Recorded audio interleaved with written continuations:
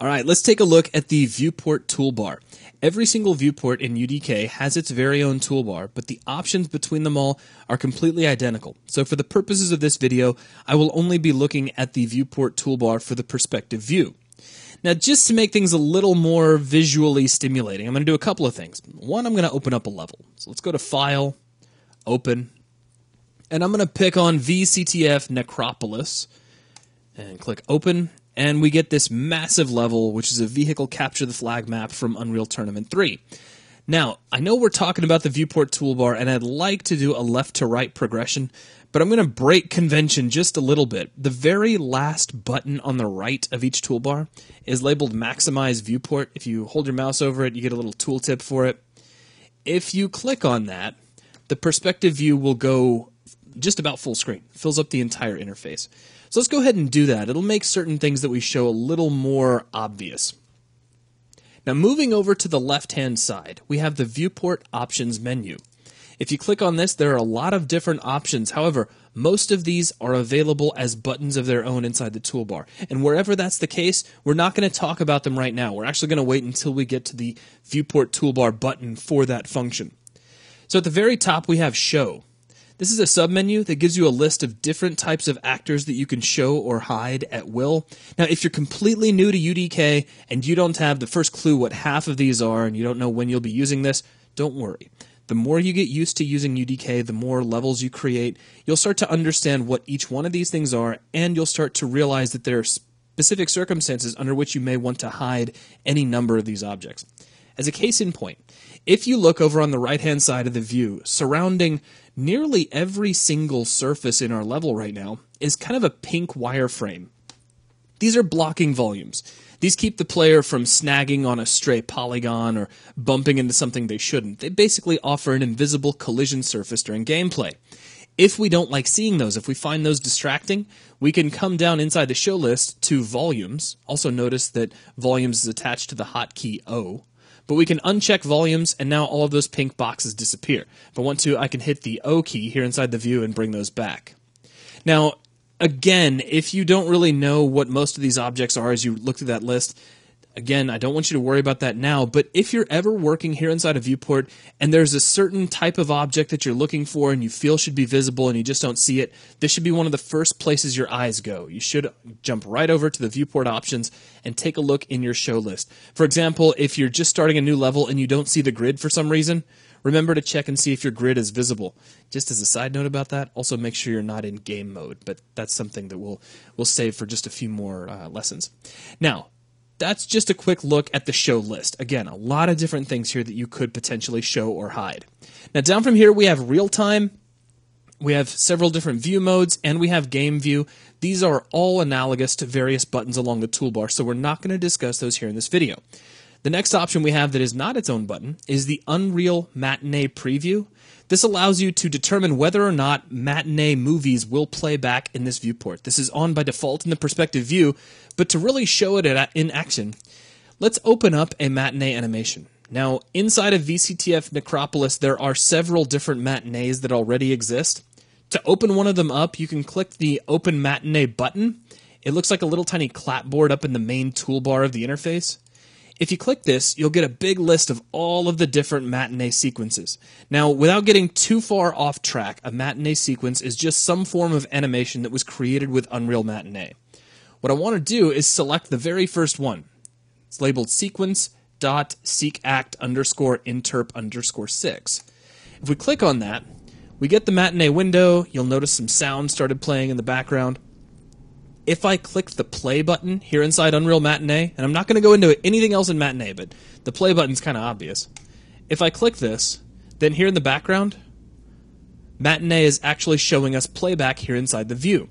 If we go back to the Viewport Options menu while this is playing and switch off Unreal Matinee Preview, that camera is going to fly on without us, which you just saw it do. But if I go back and switch Unreal Matinee Preview back on, we jump to the location of that camera. So it's just a way for you to preview any cinematics or any type of animation that you may have created with Matinee here inside the viewport. I'm going to go ahead and click Stop and close Unreal Matinee, and that will just drop the camera back off here inside this building. So I'm just going to fly back out here and get us outdoors again.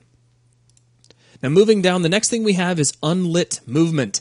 If while you are editing your level you notice that moving around the camera makes things get a little slow just because of all the added motion, maybe you've got a really complex scene, you can switch on unlit movement and watch this really closely. As I move the camera, all lighting information switches off. This can lead to much smoother motion if you're just trying to get around your view. And there you go. As soon as we stop moving the camera, the lights turn back on. So pretty obvious what that one's doing. Now next we have view culling and occlusion. I'm going to hold on to that for just a moment. We're going to deal with that a little bit separately. And I'm going to jump right over to hidden groups. This submenu allows you to show and hide groups that you have created in your level. Now, again, I don't want to get too far off track, but we can create our own groups. There's actually a separate browser window specifically for working with groups. I will show it to you real quick. If we go to the main menu bar, we go down to Browser Windows and choose the Group Editor. This window, without going too far into its functionality, allows us to create and edit groups of objects in our scene. For example, you see there's a lights group, and this contains all of the lights in the level.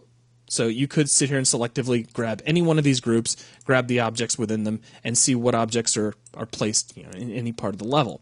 Now, inside our Viewport Options menu, we can come down to Hidden Groups, and we can show or hide any one of these groups after they're created. That's really all there is to it. Very, very straightforward, but you have to have created a group on your own using the Group Editor for that to really be functional. Now, down from here, we have the Viewport Type. Now, currently, this is obviously a perspective view, but we can switch it over to a top view if we'd like. So now it's an orthographic top view. Notice it's still in lit mode. So everything still shows all sorts of nice lighting. I could go back down to the viewport type and I could set that to a front view, which is going to be really interesting to look at. There we go. Let's zoom out and now we can see that mountain.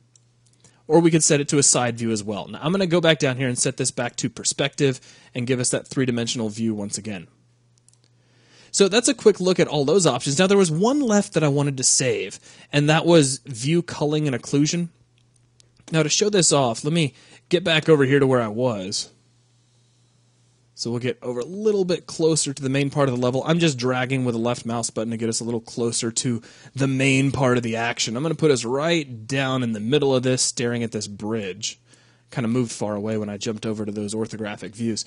Now let's de-maximize the viewport. So remember that maximize viewport button we clicked? I'm going to click that again to make that go away. Now using some of the things we've already learned, I'm going to pick on this viewport here just to the right of our perspective viewport, and I'm going to set this to another perspective viewport. You can have as many perspective viewports as you like. Now let's take this one. We'll also set it to a lit mode. There's a lit button specifically for that. Or here inside the view, we can choose lit.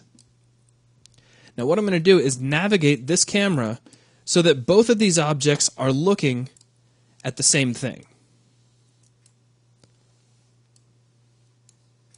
Also, I'm going to put both of these cameras in game mode, okay? So I'm going to tap the G key in each one. So make sure you put focus in one view and tap G. Now let's put focus in the other and tap G as well. So both of these views are in game mode. They're both showing exactly what the player would see during gameplay.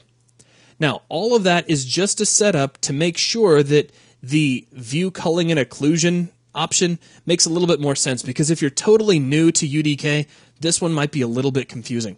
What this option does is it turns whichever viewport you activate it for into the occlusion parent.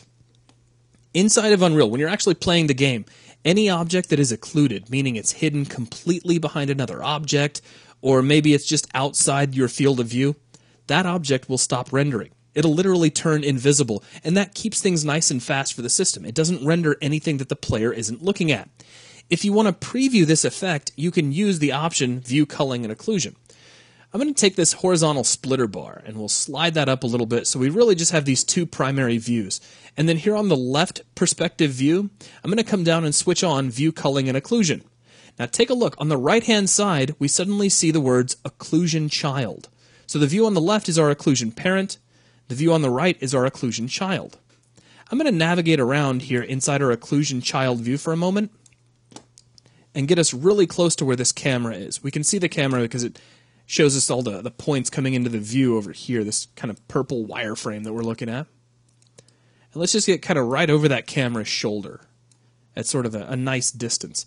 Now watch, as I rotate the left-hand camera, I'm also going to switch the right-hand camera to real-time to make this really apparent. So there's a real-time button here, a little joystick. Now watch, as I switch this on, you see what's happening over in the right-hand view? Everything that falls out of range of the left-hand camera is disappearing. It's because those objects are occluded, and anything that is occluded from our occlusion parent is no longer visible.